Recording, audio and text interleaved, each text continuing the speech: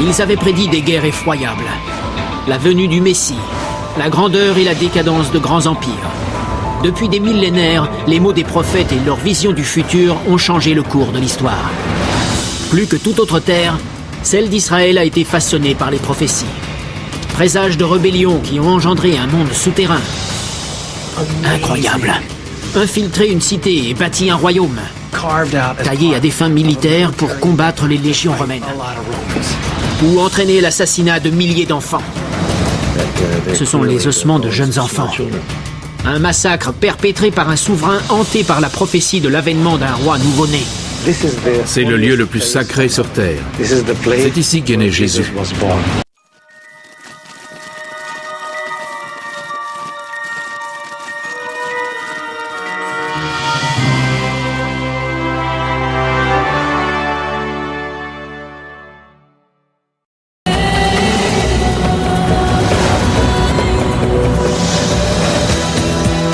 Pour des milliards d'habitants à travers le monde, Israël est synonyme de terre sainte.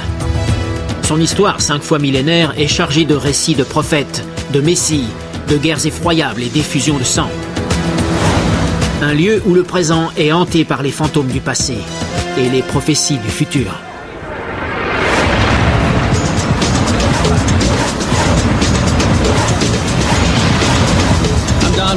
Je m'appelle Don Wildman et je suis à Jérusalem, une ville qui a été façonnée par les prophéties au cours des millénaires. Qu'il s'agisse de l'avènement du royaume de Dieu sur terre, des prédictions de guerres sanglantes ou de l'Apocalypse. D'Abraham à Jésus et jusqu'à Nostradamus, les mots des prophètes ont guidé les choix des rois et transformé le destin des gens ordinaires. Aujourd'hui, la vieille ville au cœur de ces prophéties est toujours debout.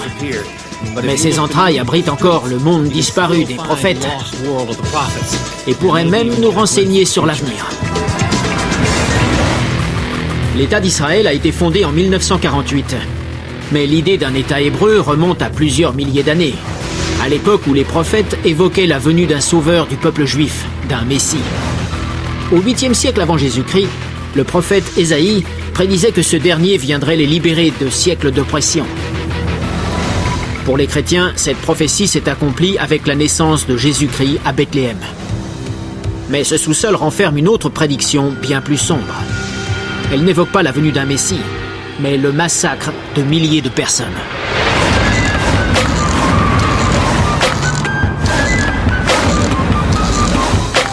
Je suis à environ 8 km en dehors de Jérusalem, à Bethléem, la ville où est né Jésus. Elle est située en Cisjordanie, une région sous tension permanente.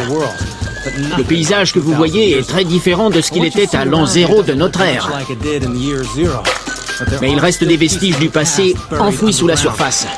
Un passé qui a été façonné par 2 prophéties capitales, très différentes l'une de l'autre. La première évoque l'avènement d'un Messie, un sauveur du peuple juif. La seconde est une mise en garde contre le massacre de nouveau-nés.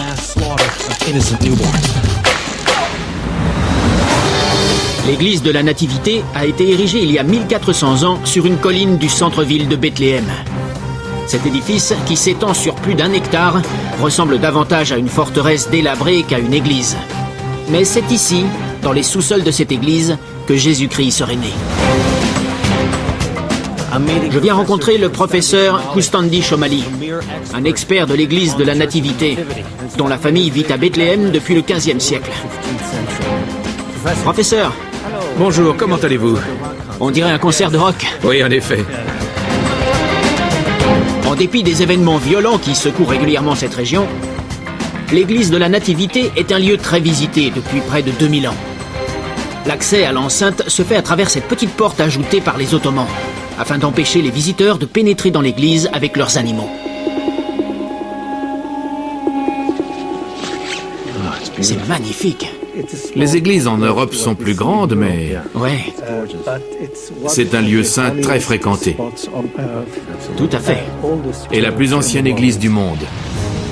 L'architecture de l'édifice n'a rien de grandiose. Mais pour des millions de personnes, la grotte obscure du sous-sol de cette église est un lieu sacré. Car 2 prophéties bibliques s'y sont accomplies.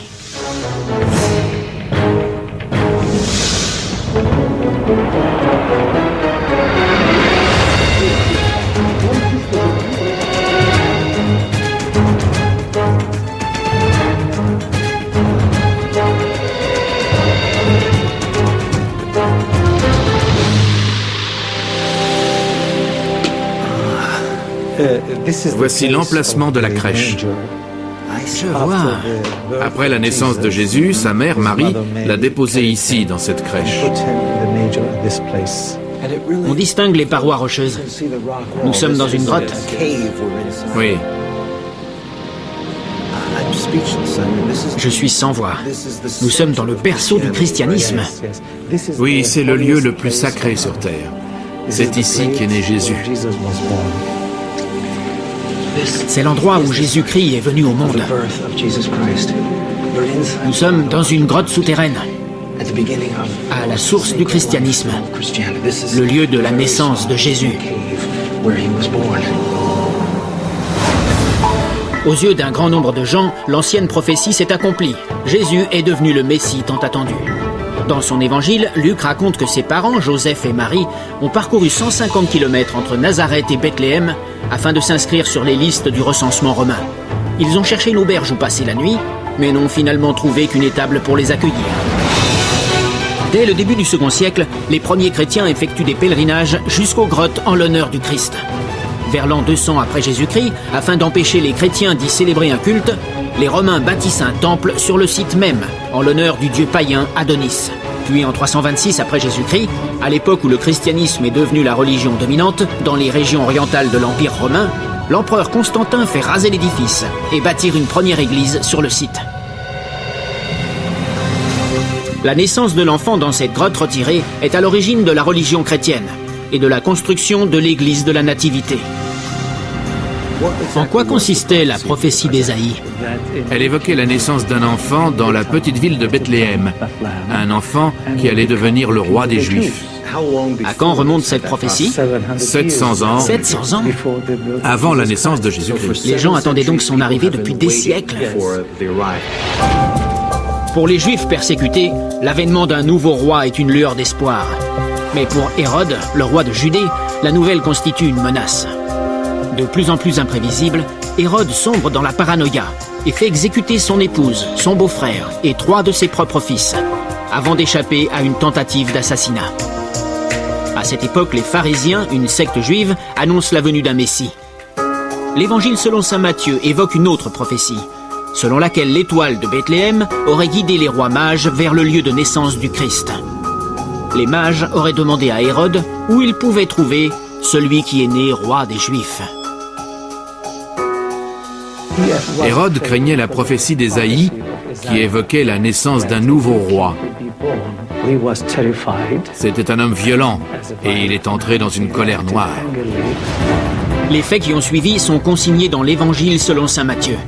C'est le seul des 4 évangiles qui les mentionne, mais il a façonné le christianisme depuis la naissance de Jésus-Christ. 10 mètres sous terre se trouvent les vestiges d'un effroyable carnage, perpétré par un tyran désespérément accroché à son trône.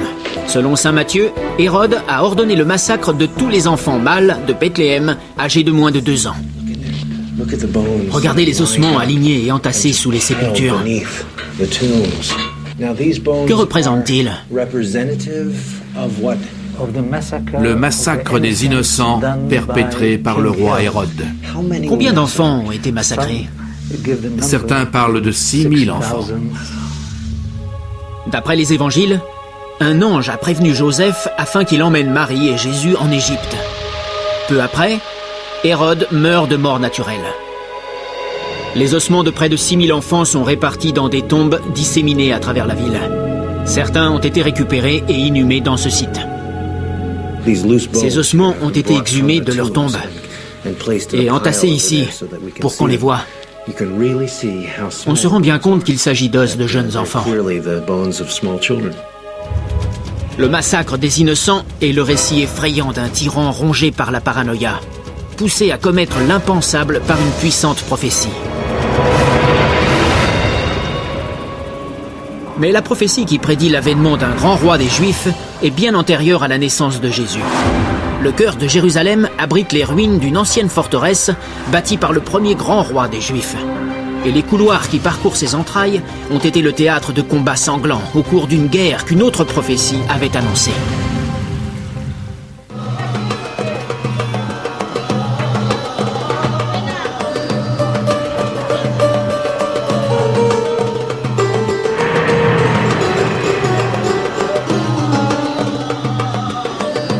Récemment, l'État d'Israël a proclamé Jérusalem capitale de l'État hébreu.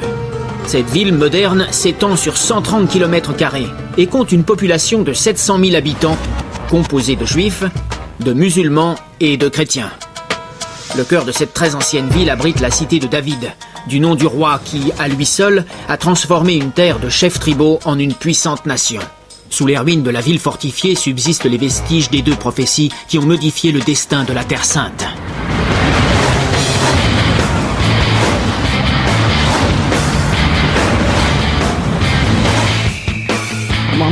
Je me rends dans la cité de David, située au pied de cette colline. C'est le lieu de naissance de la Jérusalem antique et l'endroit où tout a commencé.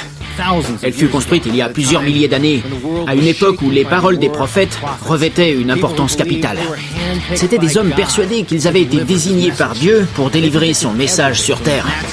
Ils prédisaient aussi bien les catastrophes naturelles comme les tremblements de terre, les inondations, que les batailles et la chute des empires. En réalité, ils ont même prédit la destruction de ce site. Et vous savez quoi? Ils avaient raison. Les ruines de la cité de David se trouvent au sud du mont du Temple, la colline où le roi Salomon a fait bâtir son premier temple légendaire. Je viens retrouver Shahar Shiloh, un homme qui a exploré chaque centimètre du territoire qui s'étend sous la cité de David. Nous allons découvrir comment les prophéties ont littéralement façonné cette ville.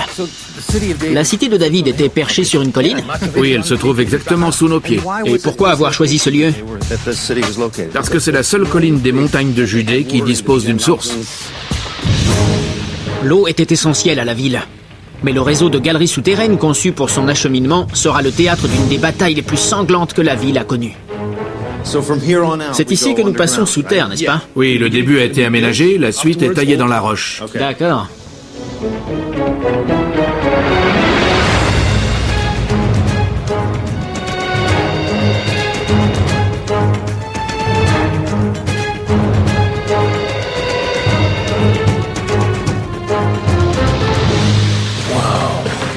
C'est ici que le décor change. Oui, d'ici jusqu'à la source. Nous sommes donc devant l'accès initial qui mène à la source de la cité de David. Oui. Et ces murs ont été creusés il y a des milliers d'années? Oui, à l'époque d'Abraham. Incroyable. Il y a 5000 ans, attirés par la proximité de la source du Gihon et les défenses naturelles de cette région vallonnée, un petit groupe de gens fonde la ville de Jérusalem. Au cours des 2 millénaires suivants, on édifiera des murs d'enceinte pour se protéger contre les attaques des tribus environnantes. Mais ces remparts empêchent les habitants d'accéder à la source du Gihon, l'unique point d'eau de la cité. Ainsi, vers 2000 avant Jésus-Christ, les Cananéens qui occupent les lieux entreprennent de creuser un canal d'adduction d'eau à travers la montagne, afin de relier la source à la ville. Ce réseau souterrain essentiel à la survie de la cité jouera également un rôle déterminant lors d'une bataille pour la prise de Jérusalem. Je m'arrête ici quelques instants parce qu'il faut que vous sachiez que les murs d'enceinte de la cité antique se trouvent juste au-dessus de nos têtes. Ce qui veut dire que ces galeries souterraines permettent de passer de l'intérieur à l'extérieur des remparts. Nous quittons donc la ville? Oui, nous venons de quitter la cité. Chaque jour, les Cananéens charrient de lourdes jarres d'argile à travers ce passage jusqu'à une tour érigée au-dessus de la source, où ils empruntent un escalier abrupt pour descendre remplir leurs jarres en toute sécurité. Cet ingénieux système permettait aux habitants de la cité de pouvoir accéder à la source. Sans cette eau, la population serait morte au bout de quelques jours. Les remparts de la ville ont résisté près de 1000 ans. Mais en l'an 1000 avant Jésus-Christ, le roi David, un souverain juif du nord d'Israël, lance une campagne destinée à réunir les tribus juives sous son commandement. Rendu célèbre dans sa jeunesse pour avoir vaincu le Philistin Goliath, David n'a que 30 ans lorsqu'il marche sur Jérusalem. Il est à la tête d'une petite armée, mais une prophétie lui garantit la victoire. La prophétie est celle du prophète Samuel. Elle dit en substance que la cité se révélera et existera pour toujours avec l'avènement de David. David régnera sur la ville pour l'éternité et reviendra en ces lieux même s'il en est chassé.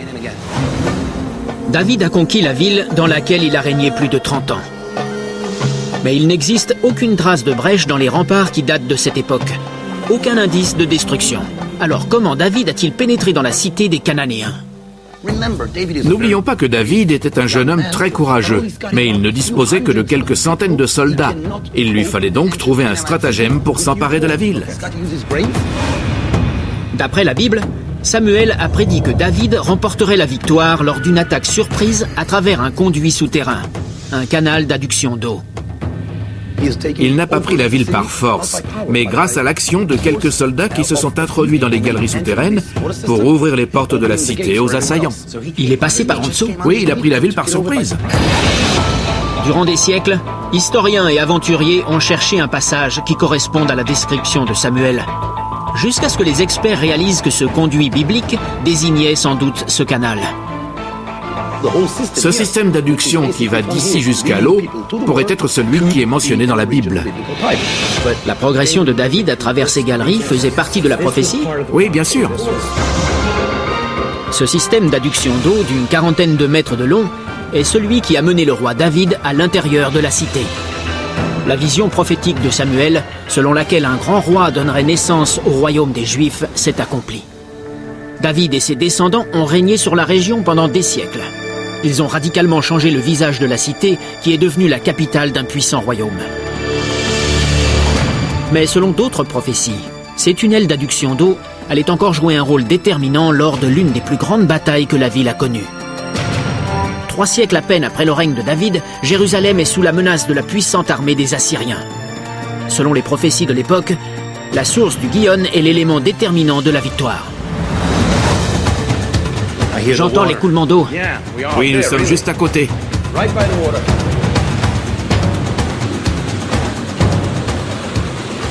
C'est une source naturelle? Oui, c'est la source du Gihon. La source a survécu aux assauts du temps. Mais en l'an 701 avant Jésus-Christ, la puissante armée assyrienne composée de 200 000 hommes progresse à travers Israël. Le roi de Judée doit élaborer un système de défense capable de sauver son royaume, afin que l'ancienne prophétie d'Ésaïe puisse s'accomplir. Les Assyriens ont déjà conquis 46 villes, érigeant des piles de crânes humains sur chaque site victorieux. Jérusalem est leur prochain objectif.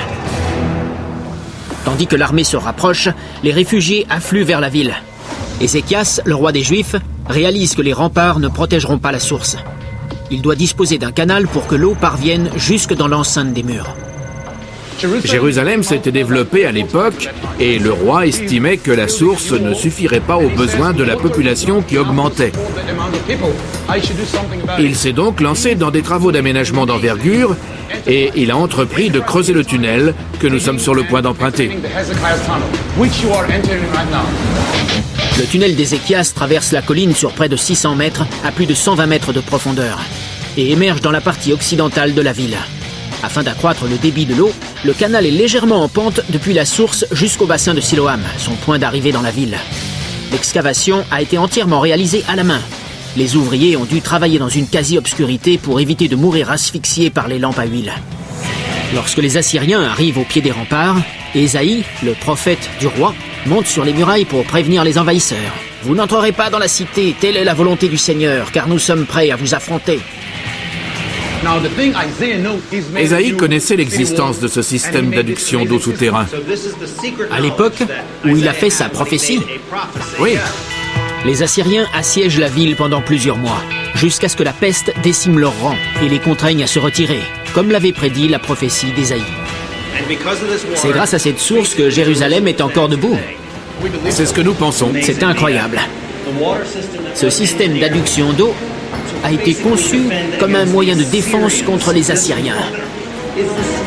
C'est la même source qu'à l'époque. Allons jeter un coup d'œil. Regardez comment l'eau jaillit par ici.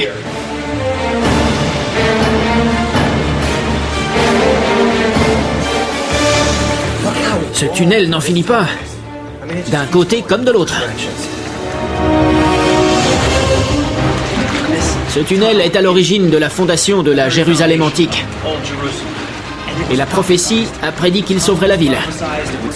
Mais une autre prophétie a prédit la destruction de la ville et celle du temple.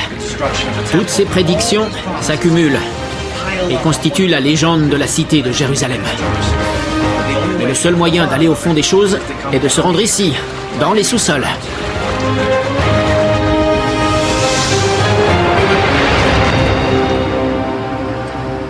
roi David a accompli la prophétie et unifié le royaume des Juifs.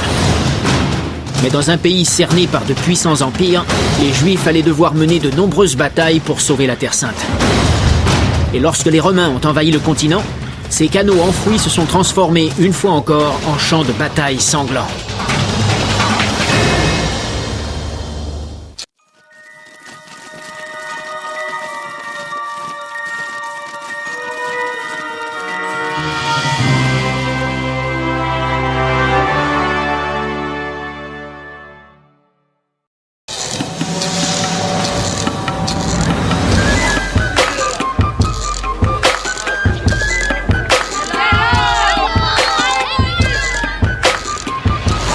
À une douzaine de kilomètres au sud-est de Jérusalem se trouvent les vestiges d'une incroyable forteresse.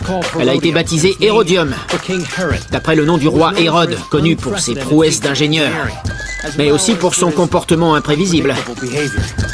Mais le sous-sol de ce site cache une toute autre histoire, celle d'une prophétie qui a mal tourné et d'un gigantesque bain de sang. Enfin bref, d'une tragédie qui a atteint des proportions bibliques.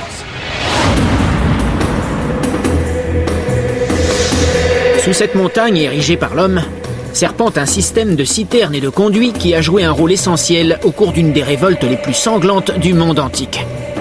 Elle fut menée par un chef juif légendaire et alimentée par une prophétie annonçant la venue d'un Messie juif. Une prophétie qui, sous les chrétiens, s'est accomplie lors de la naissance de Jésus-Christ. Je viens rejoindre le professeur Barcaï, un archéologue israélien et un expert de l'histoire sanglante de l'Hérodium. Bienvenue à Hérodium. Merci. Protégé par sa forteresse et grâce à l'appui du puissant empire romain, Hérode a régné sur la Judée pendant 34 ans.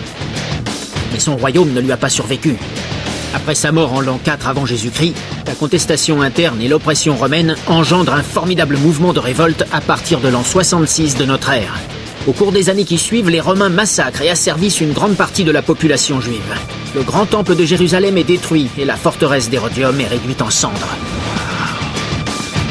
Voici son palais. C'est le palais du mont Hérodion, l'extension d'un palais beaucoup plus vaste en aval.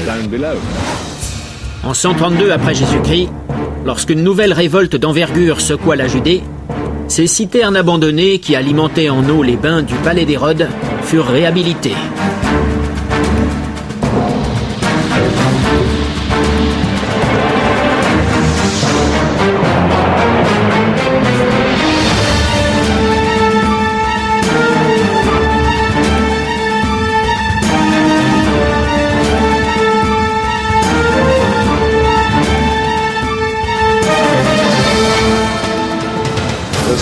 C'est par ici que l'eau était acheminée jusqu'au palais.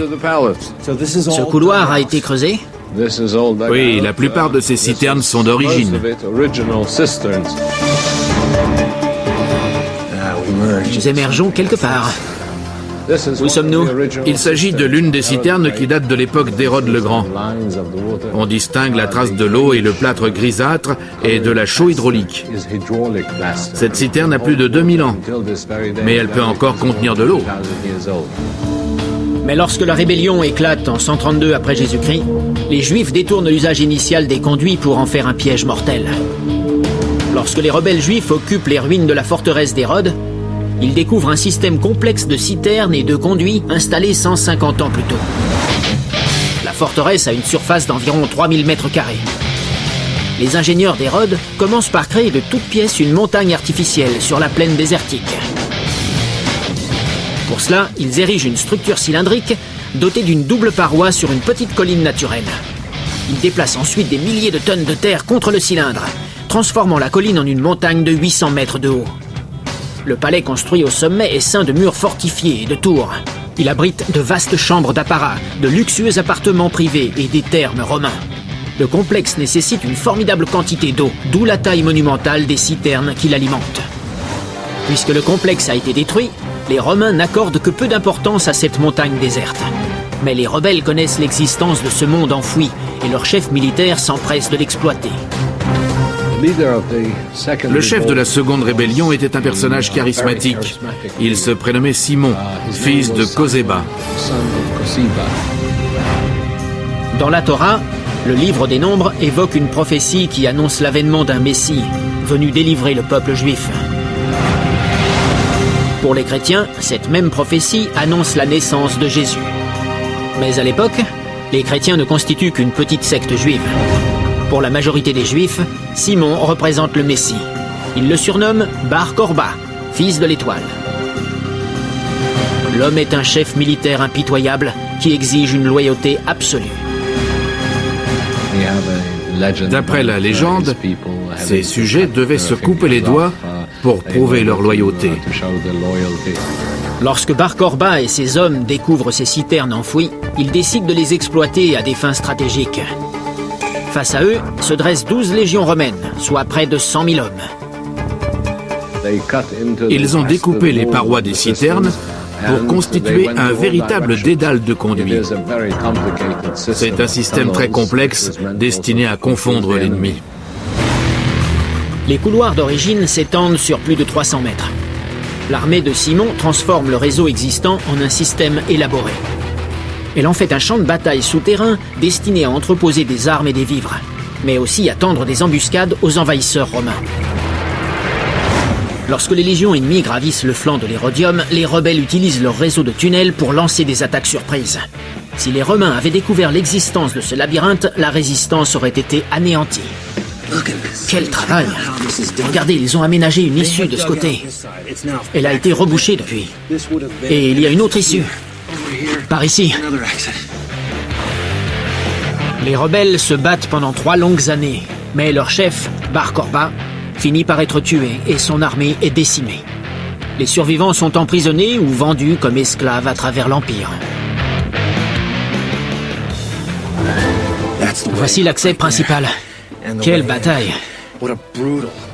Ces hommes avaient défié l'Empire romain. Il fallait une sacrée conviction pour oser lui tenir tête. Car les rebelles s'appuyaient sur un oracle biblique et étaient convaincus que leur chef était le Messie. Mais leur défaite a eu un retentissement catastrophique pour le peuple juif.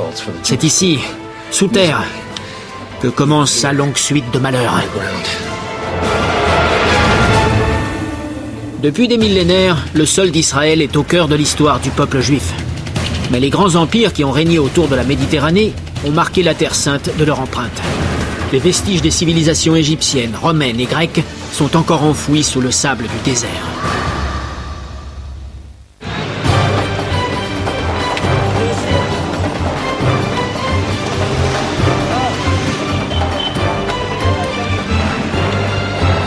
En dépit de son histoire agitée, Jérusalem survit encore.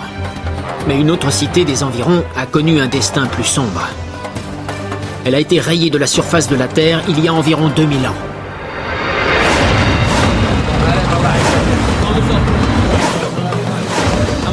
Je suis à une 50aine de kilomètres de Jérusalem, dans les ruines de la cité antique de Marécha. Il n'en reste pas grand-chose, mais croyez-moi, il existe tout un monde sous mes pieds. Pendant près d'un millénaire, ce site a été le théâtre de combats sanglants entre les païens qui occupaient ces lieux et les forces juives de Jérusalem. Et lorsque ces conflits s'installaient dans la durée, les peuples n'avaient d'autre alternative que de se réfugier dans d'authentiques cités souterraines, élaborées au fil des siècles.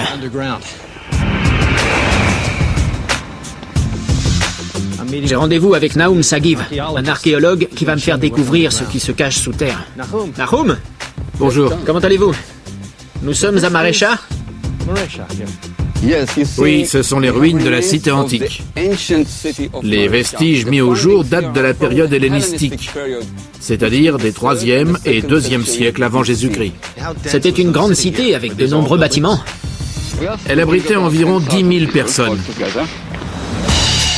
La ville existe déjà en 900 avant Jésus-Christ, mais elle se développe réellement au 4e siècle avant notre ère, lorsqu'Alexandre le Grand prend le contrôle de la région. L'empereur envisage d'étendre la civilisation grecque à travers le monde. Marécha devient alors un centre culturel de premier plan, qui attirera les païens au cours des 2 siècles suivants. Dans l'Ancien Testament, le prophète Daniel avait prédit le règne d'Alexandre et celui de ses descendants. Mais l'existence d'une ville païenne au cœur d'une terre juive ne pouvait qu'engendrer des conflits.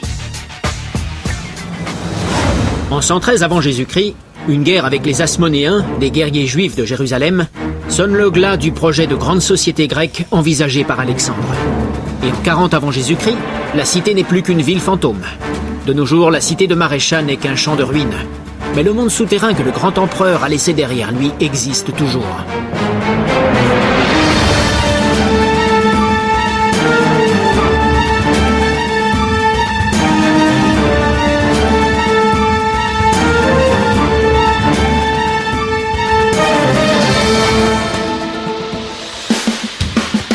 Voici l'une des 800 carrières creusées à la main entre le 10e et le 4e siècle avant notre ère. C'est une succession de grottes. Oui. Il y a plusieurs dizaines de cavernes voûtées. Elles sont très hautes. Elles communiquent toutes, c'est incroyable. C'est un gros travail de forage.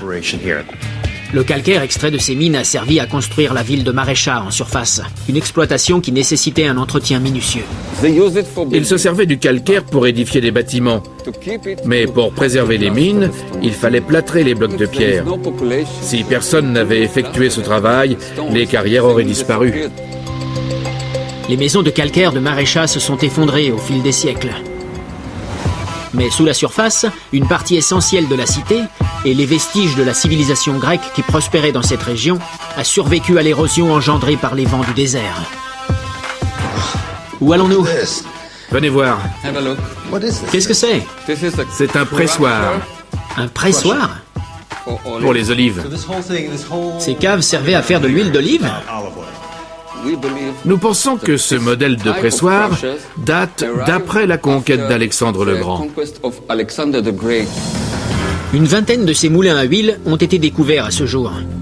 Ils permettaient d'approvisionner la ville en huile d'olive et d'exporter plus de 190 tonnes par an. Naoum et ses collègues effectuent des fouilles dans la région depuis une vingtaine d'années. Les entrailles de la Terre.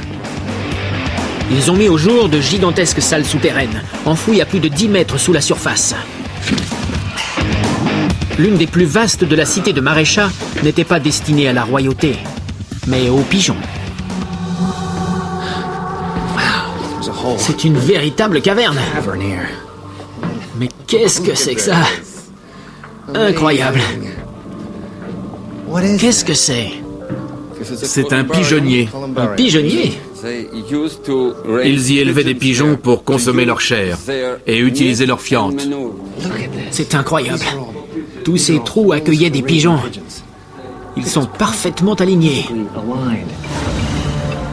Dans le monde méditerranéen de l'Antiquité, les pigeons n'étaient pas des animaux nuisibles, mais des oiseaux très précieux. Ils étaient vendus aux Juifs de Jérusalem pour les sacrifices rituels. Leur fiente, riche en azote, était un ingrédient essentiel à la fertilisation des oliveraies. Pour la population de Marécha, ces pigeonniers avaient une valeur inestimable. C'est un des plus grands que nous ayons trouvé en Israël.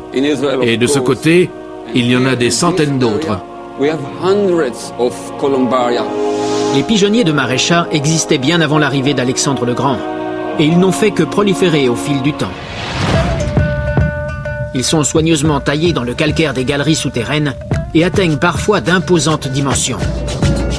Ceux qui les exploitaient dans l'Antiquité ont aménagé de petits orifices en surface afin de faciliter le passage des pigeons sans exposer les carrières à l'aridité du désert. En maintenant une humidité constante, ils ont facilité la taille des blocs de calcaire et permis l'extension de leur exploitation en sous-sol. À l'époque, Marécha est une cité païenne prospère, ce qui en fait une cible prioritaire pour Hyrcanus, le grand prêtre juif qui accède au pouvoir en 135 avant Jésus-Christ. 22 ans plus tard, ce dernier marchera sur la ville à la tête d'une armée. Hyrcanus Ier a conquis toute la région et forcé la population à se convertir au judaïsme. Les gens n'avaient pas le choix, ils devaient se convertir ou mourir. Exactement. Et une grande partie de la population a été tuée. Ils avaient leur propre mode de vie. En refusant de se soumettre, ils ont payé le prix fort. Quelques irréductibles resteront sur place. Mais vers l'an 40 avant Jésus-Christ, la cité de Marécha n'est plus qu'une étendue de ruines. Cette région a connu d'innombrables guerres qui ont occasionné d'effroyables bains de sang. Des civilisations entières ont été anéanties. Mais elle a également été le théâtre de formidables prouesses d'ingénierie qui ont permis aux populations de survivre dans un environnement hostile. Et aujourd'hui, la plupart des vestiges de cette histoire tragique subsistent encore ici, sous la surface. La lutte pour le contrôle d'Israël se poursuit depuis des millénaires et semble loin d'être achevée. La prophétie qui a poussé le roi David à unifier le peuple juif il y a 3000 ans est encore très présente dans les esprits. Et de nos jours, les rebelles modernes semblent avoir la même attirance que leurs ancêtres de l'Antiquité pour la clandestinité.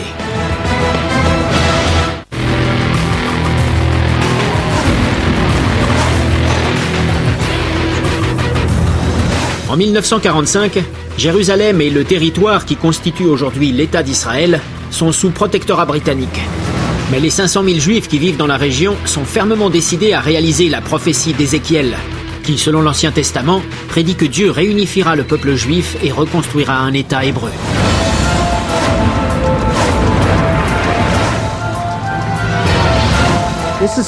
Le kibbutz d'Ayalon est situé sur cette colline, au centre d'Israël. C'est une communauté où les habitants se partagent la terre et mettent leurs biens en commun. Mais il y a 60 ans, cette communauté paisible cachait un secret militaire au nez et à la barbe des autorités britanniques qui occupaient la région. La résistance juive avait installé une fabrique d'armes dans les sous-sols de ce qui, en apparence, n'était qu'une laverie tout à fait ordinaire. Situé à une quarantaine de kilomètres de Jérusalem, le petit kibbutz d'Ayalon a joué un rôle crucial dans la création de l'État hébreu. Je vais à la rencontre de Shlomo Hillel, qui a contribué à l'aménagement de cette fabrique clandestine. Ah, le voici. Shlomo! Bienvenue à l'Institut Ayalon. Merci, c'est un honneur. Shlomo Hillel s'est porté volontaire pour intégrer les rangs de la Haganah, une organisation paramilitaire juive clandestine. Défiant l'hostilité arabe et les forces d'occupation britanniques, il a risqué sa vie sous les flancs de cette colline. C'est en bas? Oui. Après vous. Il y a donc une usine d'armes clandestine sous nos pieds. En effet, C'est une activité bruyante. Comment faisiez-vous? nous faisions tourner cette laverie automatique toute la journée. Je vois. Le bruit couvrait notre activité. Cette machine est bruyante? Oui, quand elle tourne. Vraiment? Voyons un peu. Ah oui! Ce vacarme servait à couvrir le bruit de l'usine? Oui. C'est efficace. Le kibbutz se servait d'une petite boutique en guise de couverture et nettoyait même le linge des officiers britanniques. Vous laviez le linge des officiers qui devaient ignorer ce que vous faisiez. Oui, ils étaient satisfaits de nos services.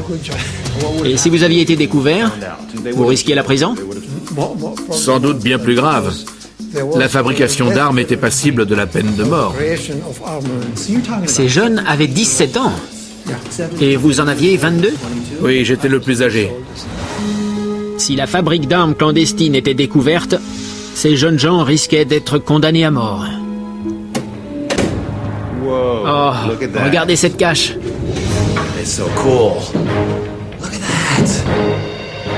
Il fallait agir rapidement à l'époque. J'imagine. Je suis devenu plus lent. C'est un passage secret. Incroyable. Quelle histoire.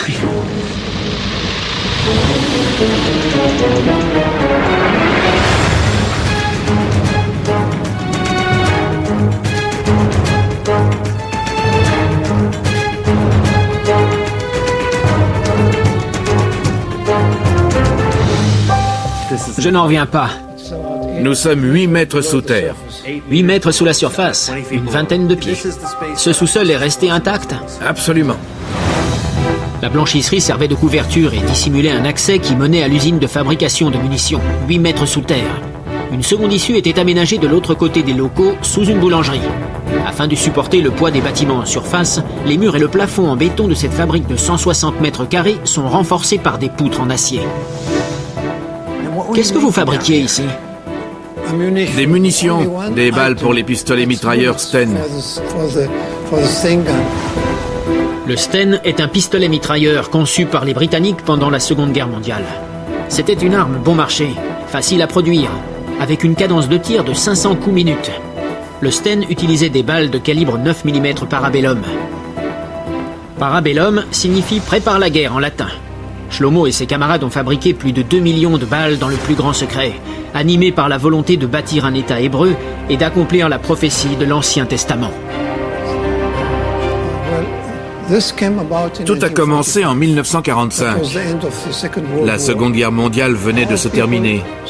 Après la Shoah, notre peuple a commencé à comprendre qu'il y avait une petite chance que l'État d'Israël voie enfin le jour.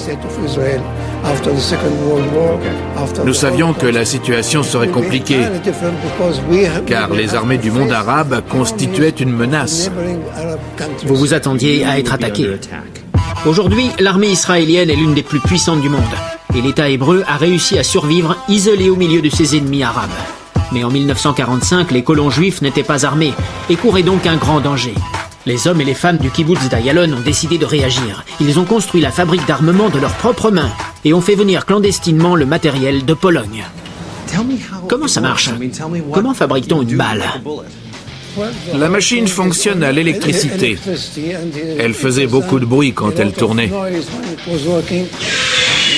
Ah oui. Oui, je comprends, en effet. Oui. Le métal d'origine était donc transformé pour donner les balles que l'on voit ici. Il fallait couper les douilles aux bonnes dimensions. Les circoncire, en quelque sorte. Circoncire les balles. La chaîne de fabrication était donc assurée par des jeunes gens, hommes et femmes, Tout à fait. qui se sont subitement retrouvés à travailler pour un projet top secret. À l'époque, des milliers de parachutistes britanniques étaient basés à proximité de la fabrique. Mais le plus grand danger résidait à l'intérieur même des locaux. En cas de problème, il n'y avait aucune issue. Vous étiez emmurés. La moindre explosion aurait tué tout le monde, C'est probable. car nous manipulions de la poudre et de la dynamite. Mais il fallait tester les balles.